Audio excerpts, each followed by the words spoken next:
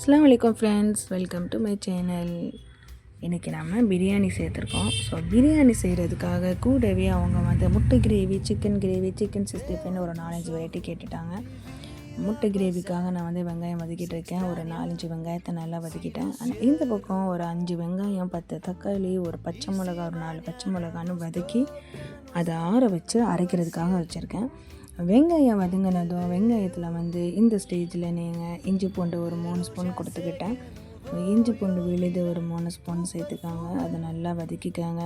நம்ம ஆற வச்சு அரைச்சி வச்சுருக்க அந்த வெங்காயம் தக்காளி பேஸ்ட் இருக்கலாம், அந்த கலவையும் இது கூட ஆட் பண்ணிவிட்டு நல்லா வதக்குங்க. பச்சை வாடை போகிற வரைக்கும் நல்லா வதக்கிக்கிட்டே இருங்க. இந்த ஸ்டேஜில் இதை நல்லா வதக்கிட்டு இருக்கும்போது இந்த பக்கம் நான் மசாலா ரெடி பண்ணிவிட்டேன். அது என்னென்னா, சக்தி மிளகாத்தூள் ஒரு 3 ஸ்பூன் சேர்த்துக்காங்க. உப்பு, மஞ்சத்தூள், கரம் மசாலா, மட்டன் மசாலா ஒரு ஸ்பூன் போடுங்க. மல்லி சீரகத்தூள் ஒரு 3 ஸ்பூன். ஸோ காரம் தேவைன்னா இன்னொரு ஸ்பூன் மிளகாத்தூள் சேர்த்துக்காங்க. நான் காரம் கம்மியாக போட்டிருக்கேன். எல்லாத்தையும் கொடுத்து நல்லா வதக்கிக்கோங்க. உப்பு தேவையான அளவுக்கு உப்பு கொடுத்துக்காங்க. எல்லாத்தையும் சேர்த்து நல்லா கிரேவியான மாதிரி எண்ணெய் பிரிஞ்சு வர்ற மாதிரி நல்லா ரெடி பண்ணிக்கோங்க. பாயில் பண்ண எக்கு ஒரு 30 எக்கு கேட்டிருக்காங்க. ஸோ பாயில் பண்ண எக்கு 30க்காக நான் கிரேவி ரெடி பண்ணியிருக்கேன். இதுலேயே முட்டையை போட்டு நான் வதக்கலை. ஏன்னா அது எல்லாத்தையும் அவங்க ஹாஃபாக கட் பண்ணி கேட்டனால நான் எல்லாத்தையும் போட்டு வதக்கலை.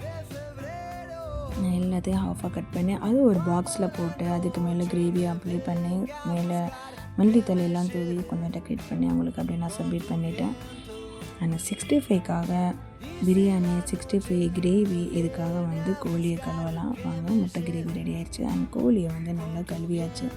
ஒவ்வொரு தடவையும் கோழியை 7 தடவை கழுவுங்க, நல்லா க்ளீன் பண்ணுங்கள் அப்படின்னு ஒவ்வொரு தடவை சொல்கிறேன். ஸோ ஏன் சொல்கிறேன்னா பாருங்கள், இவ்வளோ கழுவி எடுத்திருக்கேன். இதோடு சேர்த்து செய்யும்போது கசப்பு எடுக்கும், ஒரு மாதிரி டேஸ்ட்டே நல்லா இருக்காது. நான் நல்லா வாஷ் பண்ணிக்கிறேன். இது 65க்காக 4 கிலோ 65க்காக நான் ரெடி பண்ணியிருக்கேன். மசாலா ஒரு 3 முட்டை கொடுத்துருக்கேன், 4 ஸ்பூன் இஞ்சி பூண்டு, அண்ட் சக்தி மிளகாத்தூள் ஒரு 4 ஸ்பூன் கொடுத்துருக்கேன். அண்ட் மல்லித்தூள், சீரகத்தூள், கரம் மசாலா எல்லாமே ஒரு 3 ஸ்பூன் கொடுத்துருக்கேன். தயிர் ஒரு 200 கிராம் சேர்த்து இந்த கன்சிஸ்டன்சி அளவுக்கு நல்லா கலக்கிக்காங்க. எல்லாத்தையும் நல்லா மிக்ஸ் பண்ணிக்காங்க. ஸோ கன்சிஸ்டன்சி இந்த அளவுக்கு வரணும், அதை மெயினுங்க.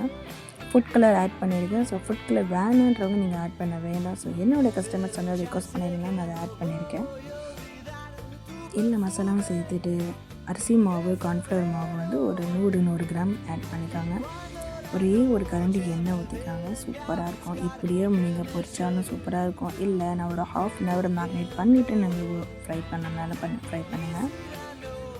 அவ்வளோதாங்க, 65 ரெடி ஆகிடுச்சு. ஸோ மற்றதெல்லாம் நெக்ஸ்ட் வீடியோவில் நான் பார்க்குறேன். அதுக்கு நீங்கள் என்னோட சேனலை சப்ஸ்கிரைப் பண்ணிக்காங்க. வீடியோவை ஸ்கிப் பண்ணாமல் பாருங்கள். அண்ட் தேங்க்யூ ஃபார் வாட்சிங்.